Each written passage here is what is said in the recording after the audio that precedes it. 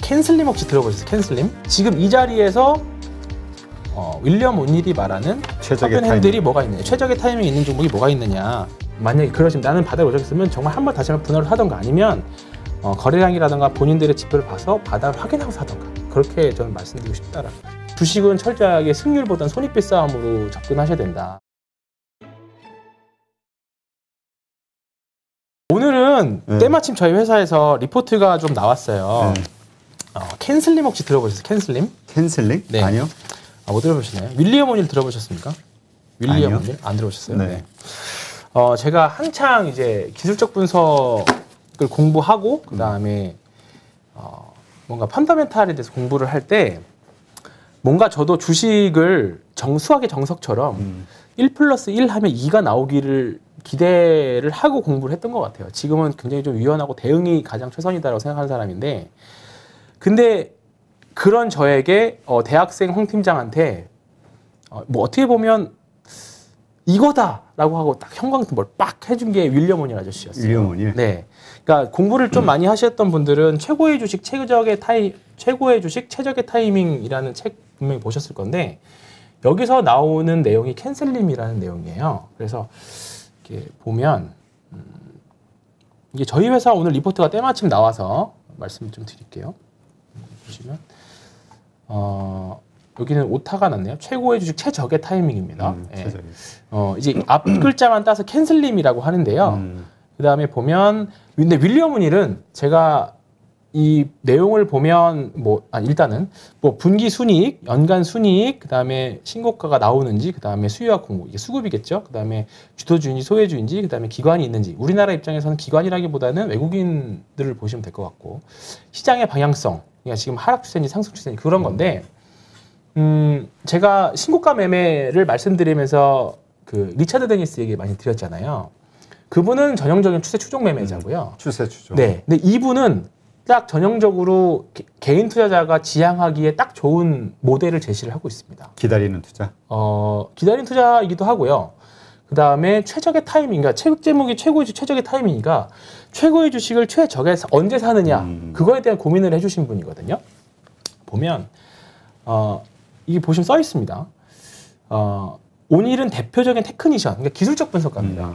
이제 뒤에 설명을 드릴 건데, 근데 펀더멘탈 지표를 무시하지 않는다라는 거죠. 그러니까 기본적으로 여기서 캔슬림에서 제시하고 있는 순이익이라든가 증가율이라든가 이런 부분들이 기본으로 깔려 있는 종목들 중에서 이분이 지향하고자 하는 그 매매 패턴이 있습니다. 이게 굉장히 유명한 뭐냐면 컵앤핸들입니다. 들어보셨나요? 손잡이 달린 컵. 들어보셨어요? 그러니까 주식 용어로 들어본 게 아니라 컵앤홀더, 그냥 우리 보통 일상적인 아니죠. 네, 이거. 그러니까 네, 이거 컵앤핸들. 컵앤핸들인데 그 종목들을 찾는 사람이에요. 그 종목. 이 기반에 대한 종목을, 이 캔슬림에 해당하는 종목들을 바탕으로 컵앤핸들 종목을 찾습니다. 이거를 쉽게 우리나라 말로 해석을 하면 원형 바닥형입니다. 원형 바닥형의 눌림목. 네. 제가 주로 매매하는 매매 기법 중에 하나이기도 하고요. 이거를 적용해서 이제 여러 가지 단타도 하고 추세 추종으로 끌고 가기도 하고, 제가 대표적으로 설명드렸던 게 하이비전 시스템. 이게 대표적인 이제 컵앤핸들이었기 때문에 계속 제가 말씀드렸던 거고. 컵앤핸들. 네, 그건 말씀드릴게요. 근데 보시면 내용이 되게 쉽습니다. 사실 어렵지 않아요. 그래서 이 캔슬림을 인터넷에서 검색해 보시면 지금 캔슬림에 해당하는 종목들을 쭉 여러 사이트에서 이 해당하는 그 종목이 이거다라고 많이들 이제 종목들이 많이 있어요. 그리고 저희 회사에서도 이렇게 스크린 컨트롤 스크린 해가지고 이런 종목들이 해당한다. 지금 현재 해당한다 하는 거죠. 그리고 나서 이제 앞서 말씀드렸던 거는 요 캔슬림에 해당하는 종목들이에요. 요 분기 순이익이라던가 기관이라던가 지금 수급이 어떻게 받쳐주느냐 이런 거에 대한 것들이고, 그런 거에 해당하는 종목들 요쪽에 이렇게 있는 거거든요. 근데 요거는 이제 조금 이제 자세하게 써놓으신 거예요. 만약에 유튜브 보신 분들은 조금 더 뭐 이렇게 캡처하셔가지고 보셔도 좋습니다. 네, 그래서 이렇게 보시면 되고, 이거는 제가 따로 얻은 거라서 이제 보시면 될 것 같고요. 자, 그러면 이런 종목들인데요. 이런 종목 중에서 과연 제 기준으로 이 종목 캔슬림인데 지금 이 자리에서 윌리엄 오닐이 말하는 최적의 커벤 핸들이 타이밍. 뭐가 있느냐, 최적의 타이밍이 있는 종목이 뭐가 있느냐, 그 종목을 좀 몇 개 뽑아왔어요. 그러니까 지금 보면 완전 다 좋은 주식들이거든요. 다 보시면 그렇죠. 네, 다 들어보셨을 거고 이름만 들어도 어떤 기업, 어떤 회사인지 다 알 수 있는 종목들인데 이걸 이제 차트를 하나씩 보면서 말씀드리겠습니다.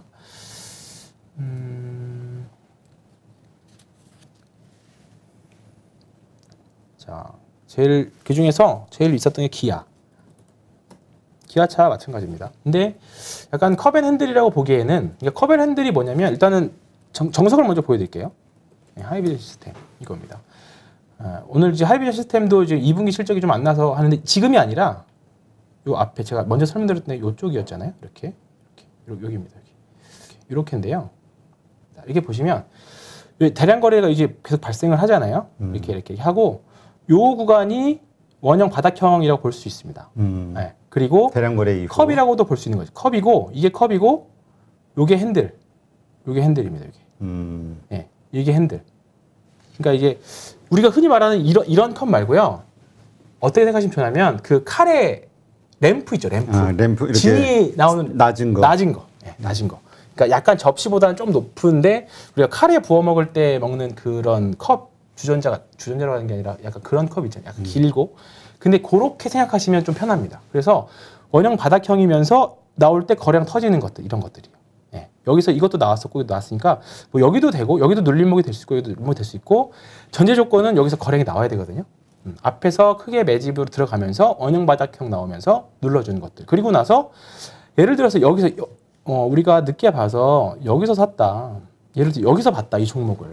그러니까 저는 여기서 사도 된다라는 입장이에요. 여기서 사도 전혀 늦지 않았다. 거래량 터지고. 네, 거래량 터지고 이제 올라가는 구간이기 때문에. 우리는 근데 보통 저러면 아유 많이 올랐네라 안 사잖아요. 근데 만약에 이 종목이 캔슬림에 해당하는 종목이고 앞으로 실적도 늘어날 걸 보인다라고 하면 여기 17,600원 여기는 넘어갈 수 있다라고 생각하고 사는 거죠. 그리고 바닥에서 올라왔어도 어차피 우리가 바닥은 못 잡으니까 이제 추세가 시작되는구나라고 생각할 수 있는 거예요. 그래서 사도 된다고 보는 거고 몇 번 그래서 말씀드렸던 거. 그래서 이렇게 되는 거죠. 이렇게 있던 거죠. 이렇게 되는 거죠. 그러고 나서 이 이유는 뭐 어떻게 매도하느냐는 뭐 밸류에이션을 보면서 팔지 뭐 이렇게 거래량이 터지면 팔지 그건 나중 문제고 일단 여기서는 충분히 사볼 수 있을 만한 거를 일단은 말씀드리면서 이게 정석의 패턴이다. 제가 보는 이걸 말씀드리면서 앞으로 향후에 되는 거 보는데요. 기아를 보면 기아는 좀 정석적인 패턴은 아니죠, 사실. 그렇죠. 네, 그냥 옆으로 횡보만 했으니까. 근데 만약에 여기서 거래 이렇게 나온다. 네, 나온다라고 하면 그냥 약간 이렇게 패턴이 나올 거예요. 그러면 이 주식도 좋을 거죠. 근데 우리가 생각하는 그러면 과연 그럴 가능성이 있느냐에 대한 거죠. 그러니까 여기서 두 가지 고민인 거예요. 그럴 가능성을 보고 매수를 하느냐. 근데 그 가능성을 나는 잘 모르겠으니까 확인을 하고 매수하느냐. 두 가지 중에 하나인 거죠. 그래서 예를 들어서 기아가 다음 주에 장대 양봉이 큰 게 나왔다.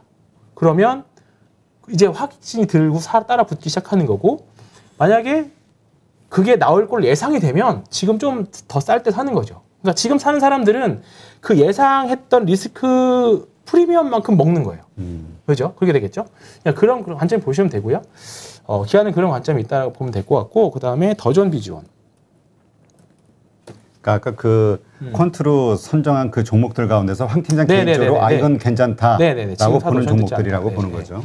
더존 비주원도 있는 종목 중에 하나인데요. 이거는 좀 약간 이것도 굉장히 좀 깊게 파고 있잖아요. 이렇게 이건 깊게 정말 파고 깊이 있습니다. 내려간.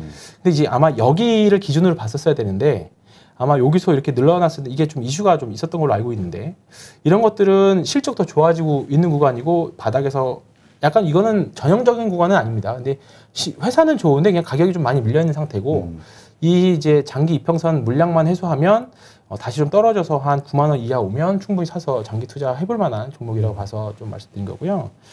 그다음에 근데 여기서 하나 질문이 많은 분들이 고민하시는 지점이 뭐냐면 지금 이렇게 이제 저항선이 바로 위에 있잖아요. 저기 지금 무슨 이건 선이죠? 201선입니다. 201선.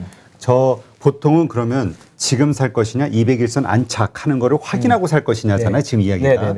그렇다면 안착한다는 얘기는 그 위에 뚫고 올라가서 딱 자리를 잡아야 된다. 이 얘기인데 이게 어느 날은 올라갔다가 다음 날은 또 내려왔다가 이런 것이 반복될 수도 있잖아요. 아니면 올라갔다 그냥 찍고 내려오기도 있고 꼬리 윗꼬리 달고 안착했다라는 의미를 확실하게 우리가 어떤 그 의미로 어떤 상황이 됐을 때 그렇게 얘기할 수 있는 거예요? 그거는 이제 선이 돌아야죠.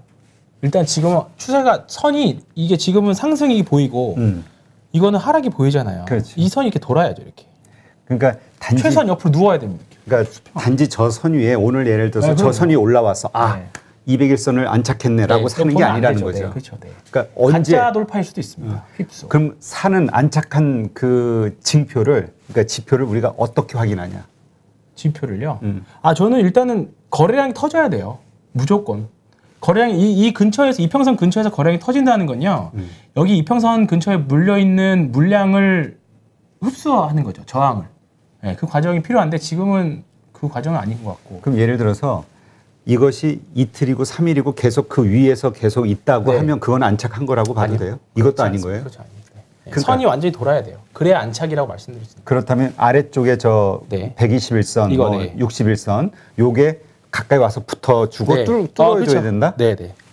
그럼 상당한 시간이 필요합니다. 이거는 상당한 시간, 그렇죠. 이거는 상당한 시간이 필요하죠. 그러니까 우리가 이게 여기에 보통 주린이 분들은 이렇게 딱 돌파하거나 아니면 저 윗선에서 딱 이렇게 그 자리 잡으면은 그게 하루 이틀 가면 안착했다 저는 이렇게 생각하기도 하거든요. 특히 장기 이평선, 이 121선 이상의 장기 이평선은 정말 개별주들, 뭐 정치 테마주나 정말 그 개연만 가지고 있는 호재로 올라가는 종목 외에는 저는 바닥에서 장기 이평선 터치하면 그냥 일단 한번 자릅니다.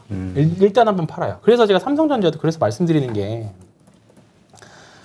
이렇게 무거운 게 이게 만약에 여기서 반등을 하면요. 이제 조금 더 지나면 이제 이평선이 이렇게 눕기 시작한다고요. 그러면 장기 이평선도 하락으로 눕겠죠. 그러면 주가는 예를 들어서 올라오면 거기서 맞아요. 그러면 거기서 맞았을 때 대량 거래가 터진다. 그러면서 올라간다. 뚫고 올라가 버린다. 그러면 얘기가 달라질 수 있는데 그냥 슬금슬금 올라가는 척 하다가 맞아요. 그러면 거기를 뚫고 올라갈 만한 특별한 이슈가 보이지 않는 이상은 팔아요. 그래서 저는 일단은 그래서 삼성전자 지난주 21선에 대한 말씀을 드렸던 건데 일단은 1번 21선이거든요. 근데 지금 21선 이상으로 지금 올라올랑 말랑 하고 있잖아요. 그렇죠. 근데 이 구간이 이제 수렴의 과정이 필요하다는 거죠. 그러면 제대로 가려면 결국은 이 평선들이 조금 모이거나 아니면 정배열 상태를 돼야 되는 거죠. 근데 그거를 리스크를 지고 나는 싸게 사겠다라고 하는 분들은 지금 사도 돼요. 근데 그거는 지금보다 더 떨어질 수 있는 리스크를 가지고 있는 거예요. 그렇지. 우리가 바닥은 알 수 없어요. 지금 뭐 SD 바이오 센서 같은 거 보면 이거 보면 그 키트주에서 가장 실적이 좋고 말도 안 되는 시총이라는 평가를 받고 있는 종목인데 여기 그렇게 따지면 여기도 쌌고요. 여기도 쌌고요. 지금도 싼 구간이에요. 그렇죠. 근데 여기서 싸다고 샀는데 여기서 싸고 근데 그보다 더 할인돼가지고 지금 박앤세일이라고 볼 수 있는데 여기서 만약에 더 내려가면 더 싸질 수 있는 거죠. 그거는 우리가 모른다는 거죠. 그래서 개인 투자자는 결국은 쌀 때 산다라는 것 자체가 뭐 싸게 살 수 있으면 그 능력이 있으면 사는데 그거는 개인 투자자가 이거야말로 마켓 타이밍 맞추기 정말 힘들다고 보거든요. 그래서 저는 아예 분할로 사던가 만약에 그러시면 나는 바닥을 오졌으면 정말 한 번 다시 한번 분할로 사던가 아니면 거래량이라든가 본인들의 지표를 봐서 바닥을 확인하고 사던가 그렇게 저는 말씀드리고 싶다라는 거죠. 네, 그런 거고요. 알겠습니다. 또 이 부분은 많은 분들이 좀 잘 생각해 보셔야 될 것 같아요. 그 성급하게 그래가지고 저런 것을 보면서 매수하시는 분들이 있더라고요. 그렇죠. 자리 잡았다 이제 뚫고 올라간다. 저는 지금 더존 비주얼 같은 경우에는 신규 매수는 더더욱 지금 보유자분들이야 보유할 수 있지만 신규 구간에서는 절대로 사기는 좀 부담스러운 게 맞습니다. 대주전자재료 오늘 좀 많이 올랐는데 대주전자재료. 거래량 확실히 터졌죠? 네. 여기도 이게 기준일 수 있습니다. 이게 짧게 나와서. 근데 이제 이게 나왔고 여기서 만약 이렇게 눌러졌다 이렇게 가면 이제 좀 짧은 원형 바닥이 될 수 있고요. 그 다음에 대표적인 게 덴티움입니다. 덴티움. 네, 덴티움인데요. 자, 앞서 말씀드렸던 것처럼 여기서 대량 거래가 나왔었고요. 여기서 이렇게 원형 바닥형 이제 전형적인 건 아니지만 좀 시장 흐름 따라 이렇게 만들었고 요런 게 되게 중요한 거죠. 거래량 거래량 터지면서 거래량 터지는 신고가잖아요. 보시면 이렇게만 볼게요. 여기를 보면 이렇게 보면 이렇게 내가 오늘 이렇게 봤다라고 치면 이거는 따라 붙어야 되는 거예요. 제 기준으로는.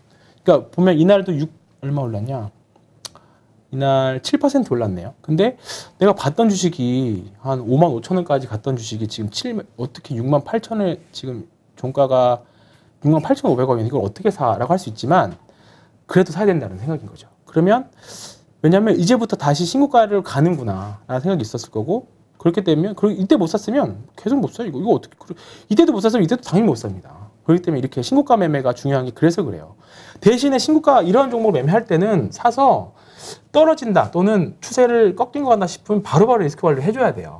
그 대신에 올라갔을 때 그동안의 손절, 그러니까 예를 들어서 이렇게 매매를 여러 번 하더라도 하나 이렇게 터지면 그동안의 손절을 터진다는 게 아니라 원래 그렇습니다.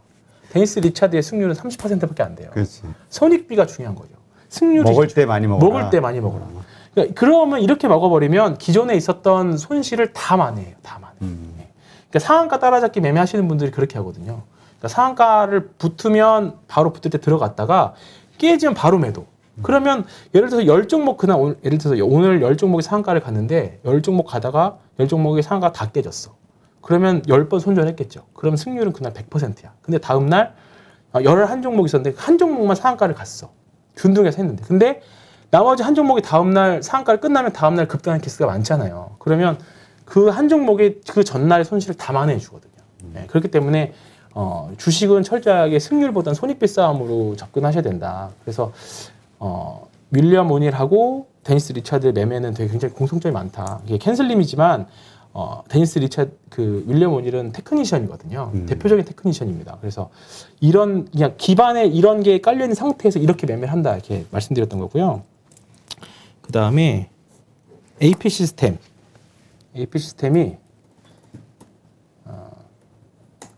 이제 여기서 이게 쭉 좀 진행이 되다가 이렇게 돼 있는데요. 여기 대량 거래가 있고요. 여기서 만약에 이렇게 조금 더 진행하다가 대량 거래가 나오면서 올라가면 이제 이게 원형 바닥형 이제 머릿속 그려보는 거죠. 머릿속 그려보는 거예요. 여기서 만약에 이렇게 좀 진행하다가 이게 주가가 이렇게 원형 이렇게 흘러갔으면 하다가 좀 올라오면 그리고 거래가 터지면 이제 그런 이제 신고가를 34,000 넘어갈 수 있는 그림 만들어내는 거죠. 근데 지금 어떻게 보면 이 원형 바닥형 여기가 최바닥일 수 있어요. 꼭지죠. 네. 그런 것도 염두에 두시면서 보면 될 것 같고요. 지금 실제로 제 고객님들이랑 이런 식으로 진행하고 있는 게 ST팜입니다. ST팜? 네. 네. 오늘 좀 많이 올랐는데 실제로 이제 머니톡 저희 방송 보시고 오신 분들을 좀 많이 이제 사놨는데 이것도 마찬가지예요. 대량 거래가 나왔었고 주가는 이제 쭉 내려왔었죠. 내려왔다가 제 생각으로는 여기 근처면 10만 원 정도면 우리가 원형 바닥형이 가장 밑바닥일 것 같다. 근데 왜냐하면 ST팜은 캔슬림에 걸릴 수가 없습니다. 대부분의 제약 바이오들은 당연히 뭐 분기 순이익이나 당연히 뭐 실적보다 당연히 비싸게 평가되는 것들도 많고 하기 그렇지. 때문에 근데 이제 과연 얘네 제약 바이오 중에서 미래 가치라던가 또는 이제 좀 여러 가지 것들을 판단했을 때 신약 가치 같은 거 판단했을 때 괜찮다고 생각하는 종목이었는데 오늘 좀 급등했고 여기서 만약에 급등했다가 한 번 더 급등했다가 내려오면 그때 사도 전혀 늦지 않다라고 봐요. 조정받을 때. 네네. 지금 10만 원에 계속 모았었는데 지금 이제 11만 7천 원 정도 11만 7천 원까지 왔었고요. 지금 차트만 놓고 봤을 때 비슷한 게 제가 웬만해서 셀트리온 시리즈를 얘기 안 하는데 셀트리온 헬스케어가 그렇습니다. 이거는 추천 절대 아닙니다. 네, 진짜로. 그냥 여기 차트 이렇게 기술적 분석 네. 공부하신다 생각하시고 네. 보세요. 이게 셀트리온 헬스케어는 딱 이렇게 그런 느낌입니다. 네. 차라리 여기서 있다가 이렇게 돌다가 여기서 거래가 빵 나오면 여기서 만약 예를 들어서 거래가 이렇게 나갔다 치면